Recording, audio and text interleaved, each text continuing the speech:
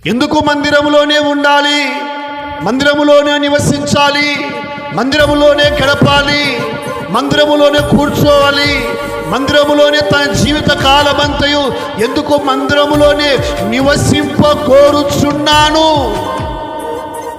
ఏముంది మందిరంలో? ఎవరో దొరుకుతుందా మందిరంలో? మందిరములో ఏమైనా మనకు లభిస్తుందా? మందిరములో ఏమైనా లాభం ఉందా? మందిరములో ఏమైనా ఆదాయం ఉందా? మందిరములో ఏమైనా ప్రయోజనం ఉందా? మందిరములో ఏమైనా దొరుకుతుందా? చెప్పండి, మందిరంలో ఏమైనా దొరుకుతుందా మనకు? చెప్పాలి.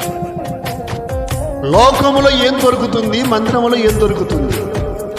బయట ఏం దొరుకుతుంది, దేవుని మందిరములో ఏం దొరుకుతుంది? బయట మనము ఏమి సంపాదించుకుంటాము, దేవుడి దగ్గర ఏం సంపాదించుకుంటాము? ఎందుకు దావీదు గారికి మందిరములో ఉండాలని ఆశ? కొందరికి మందిరములో ఉండాలంటే సంకటం.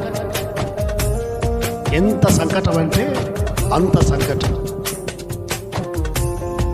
బయట ఉండమంటే ఎంతసేపైనా ఉంటారు, లోకంతో ఉండమంటే ఎంతసేపైనా ఉంటారు, కుటుంబంతో ఉండమంటే ఎంతసేపైనా ఉంటారు, టీవీ దగ్గర ఉండమంటే ఎంతసేపైనా ఉంటారు.